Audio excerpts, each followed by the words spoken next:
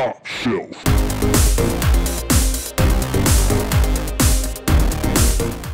Hello and welcome to Top Shelf Board Games. I'm Hava. And I'm Sabrina. And today we're reviewing the Galactic Rebellion. In the Galactic Rebellion, players take on the role of a rebel faction looking to take over and defeat the Imperial Galactic Empire. Players will be doing this by recruiting troopers, heroes, diplomats, scientists, and using these specialists to gather resources, to increase the income, to use scientists to, develop technologies easier. Smuggle trades. Yeah, trade smuggling to get more trade goods, which increases your income. Also your points. You'll be using diplomats to influence the Senate. You'll have control over, if you have the most diplomats, you'll be able to control what actions get put into place as far as the Imperial action cards that are out. You'll be voting. On missions. Go on covert missions, which is really cool. You'll be able to use your smuggler there, your heroes, and send them on a special mission to get extra victory points that way. The game also has, kind of an area control mechanism where you can put guys onto the board and send them over to the different planets.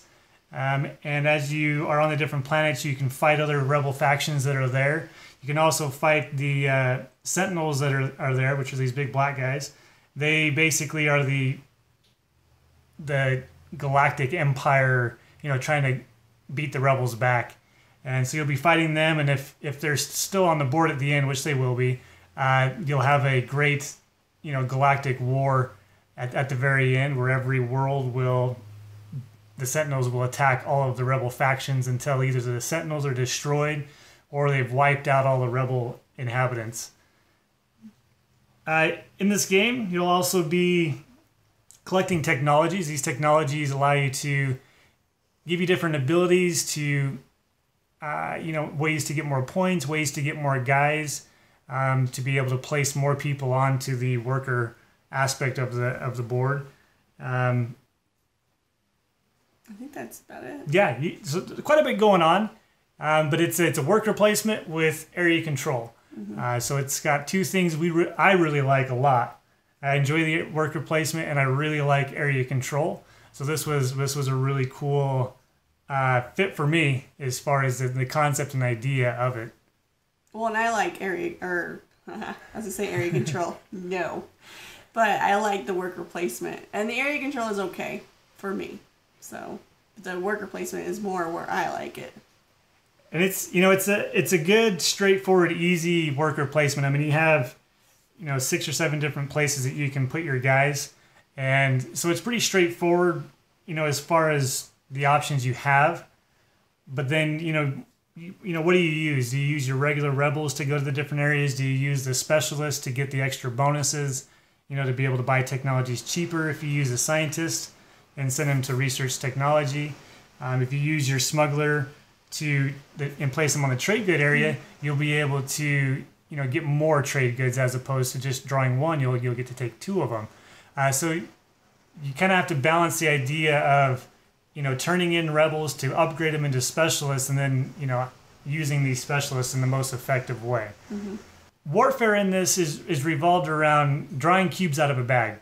There's no dice combat. There's no other way of. There's no cards involved. What happens is everybody starts out with 3 cubes, 3 military cubes, and you'll put your 3 cubes in the bag.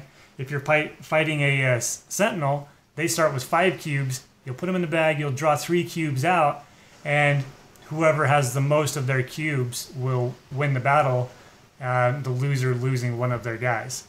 If you are fighting with a rebel, then you'll actually lose 2 guys instead of just 1. If you were fighting with a hero or a trooper, you would only lose the hero or trooper. So that's another reason you would send a hero or trooper over to the worlds to fight, because they withstand the beating of the Sentinels a little bit better. Right, and the hero gives you 1 extra cube too. Correct. So sending the scientists over to grab these cubes can be a good idea if you're going kind of the military route and trying to gain the victory points for having the most guys on each of the planets. Each of the planets is worth a certain amount of victory points. So you want to You can probably hear the rain pounding on the window. I was gonna say it's really loud. It is really raining hard. I'll be surprised if the power doesn't go out in the middle of this. Right. But you can go the military route of area control, you know, getting the victory points that way. You can go the victory point route of doing the covert missions, which are worth, you know, 2, 4, 5 victory points. Technologies during the Epic 3. After Epic 1, 2, and 3, there's a scoring phase. The Epic 3 technologies will give you bonus scoring at the end. So there's lots of different ways to go about getting points and winning the game. What's some of the things you like? I was gonna say it seems a little overwhelming because there's so much out here. I mean, there's a lot there, but it's really easy to learn. So I like that. I mean, I picked up on the worker placement, you know, fairly easily, and I liked being able to choose which specialists I wanted to go, or who I wanted to upgrade, or who I wanted. So I kind of liked that route, and I went the mission route more. You went more of the military route. So I mean, I did fight a little bit, but not much. So I like that it's not all fighting. Yeah. So, for me. What do you think of the fighting? The cube drawing. The cube drawing, I mean, it's cool. I mean, it's not, like, exciting, but, I mean, you put cubes in and pull them out. I was getting frustrated because I wasn't getting a lot of cubes, because that wasn't my goal, I guess, was the military. Right. So I was like, great, I'm totally not going to win any of these battles. Could lose everything, so. You know, I don't know what the percentages are of, you know, having 3 cubes versus 5 cubes or whatever, but it really doesn't feel that much of a bonus or a strength when you gain another cube. I mean, I was excited to get up to like 6 cubes, which was cool because I had more cubes than the Sentinels, but it really didn't make that much of a difference. I was still losing half the time I was fighting. Well, I wouldn't let you draw because you were drawing really bad. Power just went out. Glitched. Power might go out. I don't know if we're going to make it through the video. So, anyways, I was going to say, I don't let him draw. It's Halloween. Woo! Oh, I don't think it'll show on there, will it? The glitching? The light's going out, flickering. Oh, it will. Well. Anyways, yeah, Halloween. So, anyways, I wanted to draw because I drew better cubes than he did, and I had less cubes, so it is really random. I mean, if you had dice, you would have bad dice rolls, whatever. So I get it. The cube though is boring. I don't like the cubes. I mean, I don't hate it. I think with more people, I would hate it. With 2 people, it's okay. Yeah. I think this can play 5 players. Playing 5 players doing cube draws would get super old fast. The regular fighting would be okay. It takes up a lot of time. Right. Well, the regular fighting would be okay, I think, the regular war. But at the end, when you do that big galactic war and you go planet by planet, wiping everybody out, and then having to take cubes out, put the other people's cubes in, constantly doing that over and over and over and over and over and over. With a big group of people, you could easily spend that 45 minutes, half an hour, 45 minutes, doing just the galactic war at the end. Whoever has the most strength in one of those areas is the one that gets attacked first. So you don't want to have the most strength in an area either going into that galactic war. You want to try to be second or third, hoping that your buddies... That the Sentinels die. Yeah, hoping that the Sentinels beat up the other player bad enough and the player's able to weaken the Sentinels so when it gets to you and you got to fight the Sentinel, you can defeat them and have the most, control in that area. Right. Well, and the Sentinels get 8 cubes. Right at the very end. So, I mean, if you haven't been upgrading your military technology and you got 3 cubes or 4 or 5 cubes going into it, I mean, your chances of winning are pretty slim. They just slaughter you. The thing that I had a hard time with was the scoring. You said at the very end, like the round 3 score, things that you can purchase. It didn't really make sense to me if it was everybody on the board or if it was just your players on the board, which makes a difference on what ones you're going to purchase. So I really had a hard time trying to figure out which ones I wanted to purchase, because was it based off of me or was it based off of the board? Because it didn't clarify. There was a lot of the technologies. The rulebook talks about how some of them are permanent, some of them are like every turn you get the bonus, or you can use it during the technology phase. Some of them are one-time uses. Some of the technologies are not overly clear on which ones are one-time and which ones are every turn. I mean, there are several that say at the end of a turn do this, or every turn do this. But some of them are kind of vague. I mean, they could be either way. Some of them I could see it being an every turn type of thing.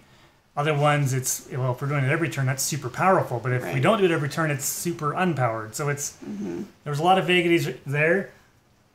My biggest gripe with the game, and it drove me nuts, was the inconsistency with the graphic design. The rulebook has lots of good examples. I found the rulebook to be pretty good. I didn't have any problems with it, but the graphic design in the rulebook does not match the graphic design of the actual cards in the game.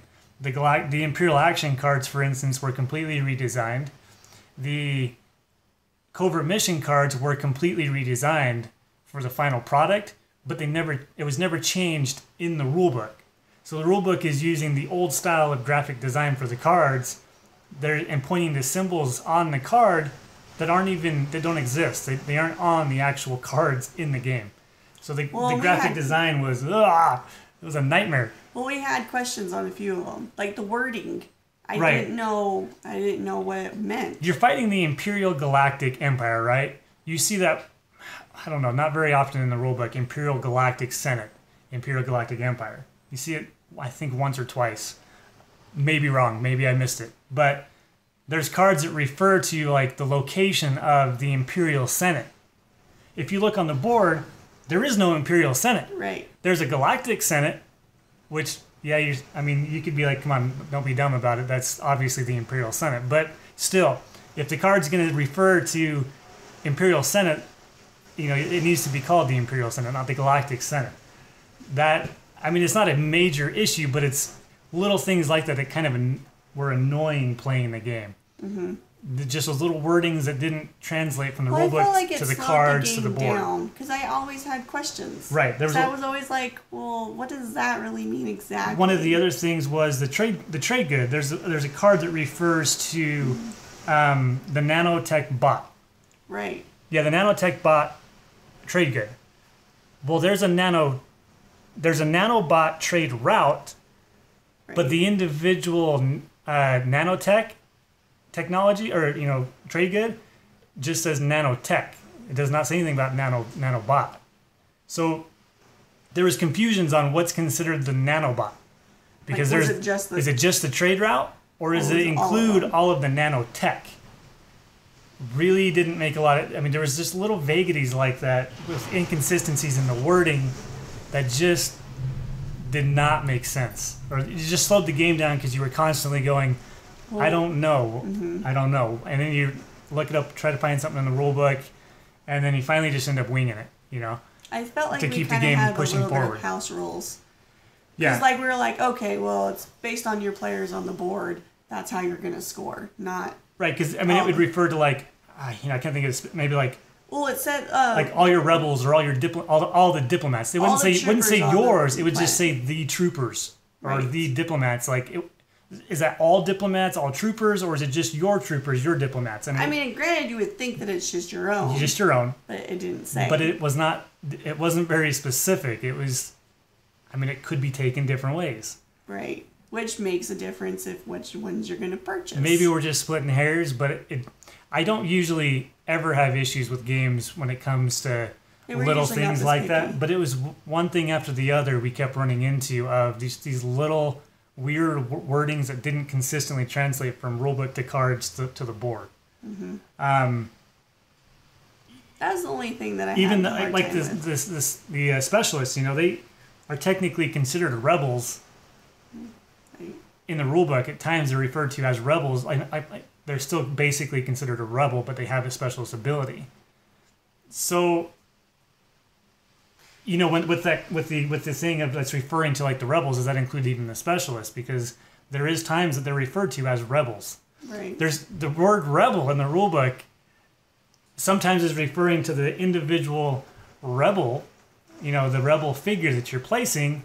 Other times it's referring to just the overall rebel that you are, the faction that you are.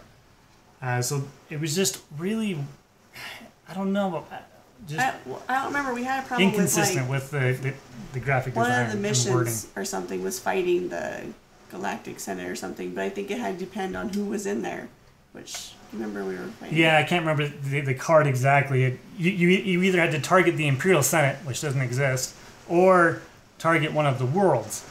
Well, the strength of the worlds were always, you could always find one that was way cheaper than going to the Imperial Senate or Galactic Senate. So what was the point of even having that option of going there? Because later in the game, if that card comes out, I mean, everybody's got diplomats piled into the Senate. I can't remember, but there was like, and there's always worlds that are way cheap. So it just seemed kind of like, what was the point of that option? I mean, I get that it was trying to give you an option, but and I think there was I don't think you'll ever find a reason to target the Imperial Senate when doing that. But we were questioning on who you could target in the Senate too. Right. Yeah. I think the way it was worded is we're like, well, who could we target in the Senate? Who counts? Yeah, who counts as the strength? Because of the way it was worded, remember? Yeah, or something like that. I can't remember the specific wording of it, but it was just another one of those vagaries. Okay, so seems like we're coming down on the game pretty hard. What's your final opinion of the game? You know, would you play it again? Do you like it? Or is it a pass? And why? Are you making me go first? I'll go first. Okay. With all those issues, this is a game that I actually enjoyed a lot. I enjoyed having the 80 miniatures on my dude in my play area and just seeing them pile onto the map. I really liked that. Really liked the area control. I did like the game. I can get past some of the wording. I can house rule stuff. I'm somebody who's not I don't have issues with house ruling stuff. The original zombie side had a lot of vagaries in the original rules. We house ruled stuff, and it's one of our favorite games. Until Black Plague came along and fixed all this stuff. But now that's our favorite. But this is one of those, I feel like it's kind of that zombie side, you know, where we can house rule things and get past those issues and have fun with the game. Because, I mean, the game as a whole outside of that is actually, I really enjoy it. I think it's a great game. At $150,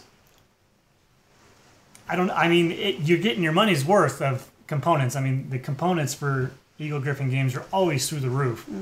So you're getting your money's worth for sure. You got to have the consistent graphic design, though, through it. So I like it. I could see rules coming out. If somebody's going to create a rule to get rid of the cubes and use dice or cards or something, I think that's going to happen because I think it would be an easy implementation into the game. And I would, if you make that, I will use that when I play this game. How about you? Oh, you're done? Yeah. I would say I don't mind the cube things, but that's because I wasn't going that route, so I didn't really care. So, but I actually kind of did find myself wanting to play again because I did enjoy it. I did enjoy the worker placement, leveling up the characters, choosing the characters, moving them. I liked the options and I liked the missions. So I do enjoy it. So I don't mean the inconsistency is not going to probably stop me from playing.